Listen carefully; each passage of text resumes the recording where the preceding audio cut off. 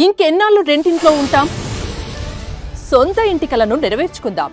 Suman TV biggest property expo October 18th, 19th HSCC Novotel Hyderabad. ఇప్పుడే free entry కోసం call చేయండి.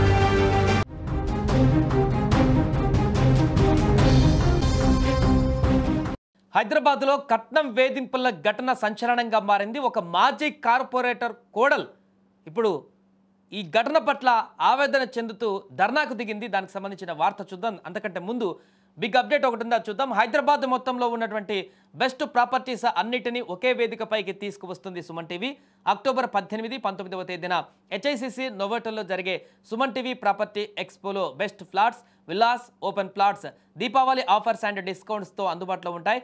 మీరు విజిట్ చేసి ప్రతి గంటకి ఒక గోల్డ్ కాయిన్ గెలుచుకునేటువంటి ఛాన్స్ కూడా ఉంది. ఫ్యామిలీతో రండి, మీ డ్రీమ్ ప్రాపర్టీని సొంతం చేసుకోండి. రైట్, ఇక వార్తలోకి వెళ్తే అదనపు కట్నం కోసం వేధింపులు రోజు రోజుకు పెరిగిపోతున్నాయి. ఇంత టెక్నాలజీ పెరిగినా, ఇంత అవేర్నెస్ వచ్చినా కూడా ఇంకా ఈ ఘటనలు కొనసాగుతూనే ఉన్నాయి. ఇప్పుడు తాజాగా సాక్షాత్తు ఒక మాజీ కార్పొరేటర్ ఆ కుటుంబంపైనే ఈ ఆరోపణలు రావడం సంచలనంగా మారింది. మల్కజ్గిరి పోలీస్ స్టేషన్ పరిధిలో మౌలాలీలో ఒక యువతి రోడ్డుపైన కూర్చొని ధర్నా నిర్వహించింది. తన భర్త కుటుంబం అదనపు కట్నం కోసం తనను తీవ్రంగా వేధిస్తున్నారని ఆమె ఆవేదన వ్యక్తం చేసింది. ఈ వ్యవహారం ఇప్పుడు స్థానికంగా తీవ్ర చర్చనీయాంశంగా మారింది. మౌలాలి డివిజన్ మాజీ కార్పొరేటర్ చిన్న కొడుకుతో బాధిత యువతికి గతేడాది నవంబర్లో వివాహం జరిగింది. ఈ వివాహ సమయంలో యువతి కుటుంబం కట్నంగా ఏకంగా 2 కోట్ల వరకు ఇచ్చినట్లుగా ఆమె చెప్తుంది. అయితే ఈ భారీ మొత్తాన్ని కట్నంగా ఇచ్చినా కూడా పెళ్లి జరిగిన నెల రోజులు కూడా గడవక ముందే భర్త కుటుంబం అదనపు కట్నం కోసం యువతిపైన ఒత్తిడి తీసుకురావడం మొదలుపెట్టిందంటూ కూడా బాధితురాలు అక్కడ ఆరోపించింది. పెళ్ళైన కొద్ది రోజులకే ప్రారంభమైనటువంటి ఈ వేధింపులు క్రమక్రమంగా హద్దులు దాటుతూ తీవ్ర రూపం దాల్చాయట.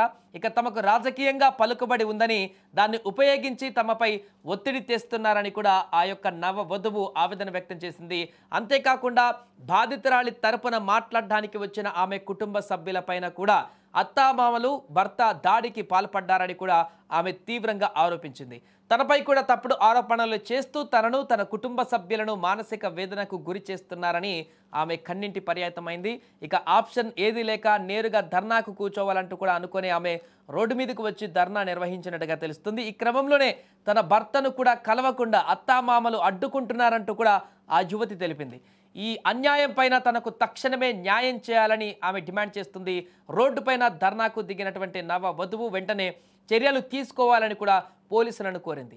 వేధింపులకు పాల్పడుతున్నటువంటి అత్తామామలపైన అలాగే భర్త పైన కఠిన చర్యలు తీసుకోవాలంటూ కూడా డిమాండ్ చేసింది. ఏదేమైనా కూడా కట్నం వేధింపుల ఘటన అనేది చాలా రోజుల తర్వాత ఇలాంటి వార్త మరలా ఇక్కడ ఇప్పుడు వెలుగులోకి రావడం ఒక్కసారిగా సంచలనంగా మారింది. అది కూడా ఎడ్యుకేటెడ్ కుటుంబంలో, ఉన్నతమైనటువంటి హోదాలో ఉన్నటువంటి కుటుంబంలో, రాజకీయ పలుకుబడి ఉన్నటువంటి కుటుంబంలో, రాజకీయంగా ఒక హోదాలో ఉన్నటువంటి కుటుంబంలోనే ఈ యొక్క ఆరోపణలు రావడం అనేది సంచలనంగా మారింది. ఒక యువతి నేరుగా రోడ్డు మీదకి వచ్చి ధర్నా నిర్వహించేటువంటి స్థాయికి ఇది వెళ్ళిందంటే అక్కడ ఎలాంటి వేధింపులు ఆమెకు గురయ్యనేటువంటిది కూడా ఇప్పుడు చర్చనీయాంశంగా మారింది.